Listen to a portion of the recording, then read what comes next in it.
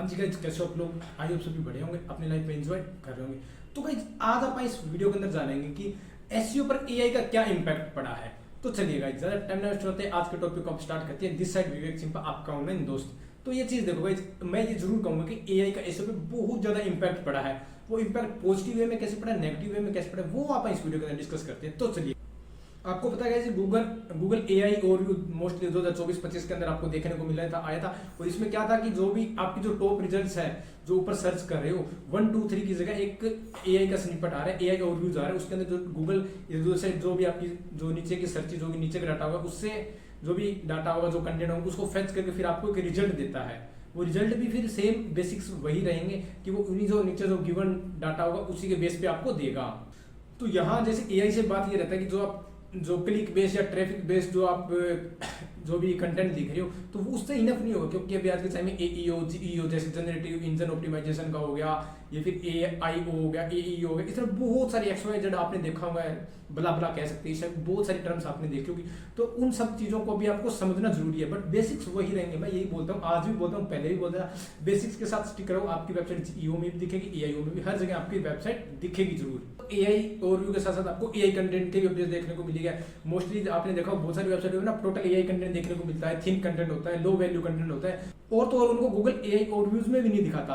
तो इससे बेनिफिट ये रहता है कि हाई क्वालिटी कंटेंट, और जो एक कह सकते हो कि डिस्क्रिप्टिव कंटेंट की सामने वाली पार्टी को उस चीज को जस्टिफाई करे। आपको XYZ कुछ भी सर्च कर दो, तो व्हाट इज या हाउ टू जो भी सर्च करोगे, ये आपको रिजल्ट देगा। रिजल्ट के साथ आपको कुछ ना उसमें लिंक्स देखने को मिलेंगे। तो वो लिंक्स कहाँ से होंगे? नीचे जो आप ही के कंटेंट से उठेंगे। बट ये कहीं ना कहीं वो फिर आज के टाइम में भी धीरे धीरे कंसोल्स वगैरह में फिर एआई का अपडेट्स आपको देखने को मिलेंगे। जो एआई के क्लिक्स है वो अलग से आपको देखने को मिलेंगे। इसमें गाइस एआई ओवरव्यू से एसईओ में इंपैक्ट ये है कि जो एआई एसईओ टूल्स है, जो एआई के टूल्स थे, उनमें ग्रोथ देखने को मिली।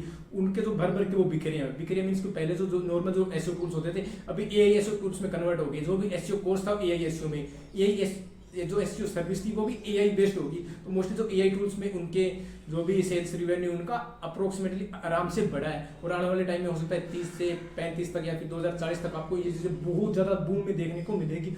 बहुत सारे एआई सेल्स प्रोडक्ट्स भी आपको मार्केट के अंदर देखने को मिलेंगी। अगर आप भी डेवलपर हो या फिर आप जो प्रोडक्ट्स वगैरह में डील करते हो, इनमें जो डिजिटल प्रोडक्ट्स की बात की, तो आप इस तरह का कोई भी प्लेटफॉर्म आप बनाओ तो आपको लॉन्ग टर्म में बेनिफिट जरूर देगा।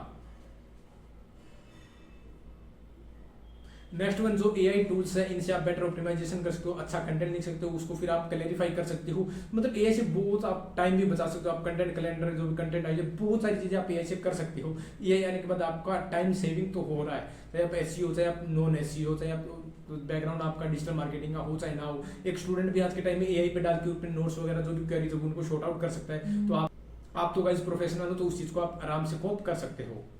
नेगेटिव इंपैक्ट की बात की जाए तो आपको फिर जो सर्च बिहेवियर है, जैसे आप देखते हैं टॉप 1 2 3 रिजल्ट आते हैं, तो स्टार्टिंग में मैंने बात की थी, वो सर्च बिहेवियर आपको कंप्लीट चेंज देखने को मिलेगा। अभी एआई के ऊपर स्निपर्स आता है, उस स्निपर्स के अंदर अलग अलग सोर्सेज आपको कंटेंट देखने को मिलेगा। और then next one is the negative में एक रैंकिंग इंस्टेबिलिटी। जो जिसका टॉप 1 में रैंक करता था, हो सकता है उसका टॉप 3 4 एक बहुत ज्यादा फ्लक्चुएशन, जो टॉप 5 के जो रैंकिंग उनमें काफी आपको फ्लक्चुएशन देखने को मिलेगी। और ये सारी फ्लक्चुएशन सिर्फ एआई के कारण है, क्योंकि एआई के कारण क्योंकि नीचे टॉप 10 रिजल्ट्स है, उसमें एक सर्च का जो एरिया था, जो भी मान सकते हो उसकी जो XYZ जो पेज का जो भी साइज था, उस पेज की वेटेज भी तो बढ़ रही है ना। तो वो चीजें इस पे इंपैक्ट कर रही है कि कहीं ना कहीं आपको फिर रैंकिंग फ्लक्चुएशंस देखने को मिलेंगे। फिर अभी बात करें कि अभी आपको क्या करना चाहिए, तो आपको एक हाइब्रिड एसईओ स्ट्रेटजी पे फोकस करना चाहिए। हाइब्रिड में ट्रेडिशनल जो नॉर्मल जो एसईओ प्लस जीईओ, जो जनरेटिव इंजन जो ऑप्टिमाइजेशन है, आप इस पे भी फोकस करना चाहिए आपको।